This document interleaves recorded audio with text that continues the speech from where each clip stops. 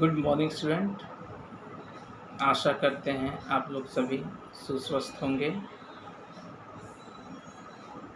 इस महामारी में आप हिम्मत बनाए रखें। तो आज हम लोग क्लास 9 के हिंदी पाठ्य पुस्तक गोदली भाग 1 के काव्य खंड से पद संख्या 2, जिसके कवि हैं मंजन, उनके जीवन परिचय को हम लोग पढ़ेंगे और जानेंगे। जैसा कि बोला गया है मंजन के विषय में, वे हिंदी के एक प्रसिद्ध सूफी कवि थे। इनके जीवन के संबंध में कोई खास जानकारी नहीं मिलती है। कवि की एकमात्र रचना मधुमालती है, जिसकी रचना उन्होंने 1545 ईस्वी 1545 ईस्वी में की थी। इस रचना के आधार पर ऐसा अनुमान लगाया जाता है कि मंजन 16वीं शताब्दी के मध्य में वर्तमान थे। कवि के काल आदि को लेकर विद्वानों में काफ़ी कहासुनी आपसी मतभेद देखने को मिलता है। मधुमालती की एक पंक्ति थी, गढ़ अनूप बस नगर चन्हाड़ी, कली युग भोलंका जो गाढ़ी, के आधार पर परशुराम चतुर्वेदी का मानना है कि अनूपगढ़ मंजन का निवास स्थान रहा होगा। ड़ी से अंत होने वाला नगर यानी कोई नगर का नाम होगा। किंतु डॉक्टर शिव गोपाल मिश्र के अनुसार चन्हाड़ी मधुमालती काव्य के नायक मनोहर के पिता सूरजभान की राजधानी थी। अन्य साक्ष्यों के आधार पर चतुर्वेदी जी की मत ही सही मानी जाती है। मधुमालती में उल्लिखित तब हम भो दोषार बाशा जबरे पिते छोड़ा कविलाशा से ऐसा प्रतीत होता है, ऐसा जानकारी मिलती है कि मंजन अपना निवास स्थान छोड़कर कहीं दूसरी जगह रहने लगे थे।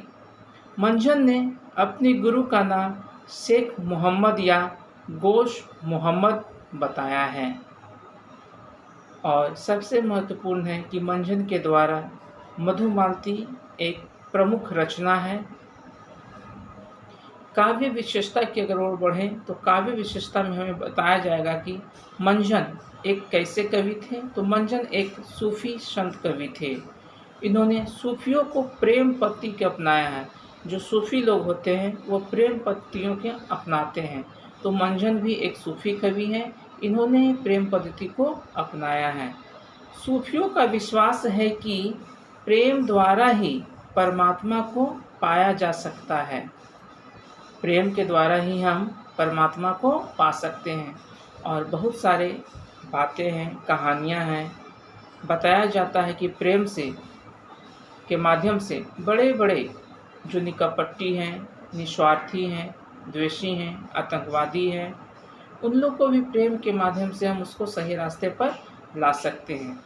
जैसा कि आपने पढ़ा होगा महात्मा बुद्ध की कहानी, जो एक अंगुली मार डाकू था, वह अंगुलियों की माला पहनता था। उसके भी मन परिवर्तन महात्मा बुद्ध ने प्रेम की भाषा से ही किया था। तो आगे है, इन्होंने प्रेम द्वारा अव्यक्त सत्ता को व्यक्त किया है। साथ ही अपनी रहस्य में प्रेमानुभूति को प्रकृत माध्यम से जोड़ते हैं। इसलिए वह अधिक सरस एवं प्रबोधपादक हो उठा है। दूसरी ओर हिंदी संस्कृति एवं हिंदी साहित्य के प्रभाव एवं प्रतीक के रूप में अवधी भाषा, दोहा चौपाई की छंद पद्धति, उपमा, रूपक, अन्य अलंकारों को भी जानकारी हमें मिलती है। सूफियों का यह मानना है कि आत्मा परमात्मा के मिलन में शैतान बाधक होता है। ऐसा सूफियों का मानना है।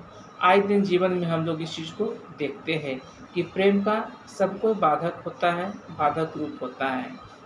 गुरु की सहायता से दूर का साधक ईश्वर की प्राप्ति कर सकते हैं, लेकिन ईश्वर से मिलने के लिए हमें गुरु का सहारा लेना पड़ता है, सूफियों का सहारा लेना पड़ता है। तात्पर्य है कि सूफियों ने गुरु की महत्ता को मुक्त कंठ से बताया है, उसे स्वतंत्र रूप से बताया है कि गुरु की कृपा से, गुरु की आराधना से, गुरु की प्रार्थना से ही हम ईश्वर के से मिल सकते हैं, आत्मा और परमात्मा का मिलन हो सकता है। तो अगले वीडियो में हम लोग इस पाठ के दोनों पद को पढ़ेंगे और जानेंगे।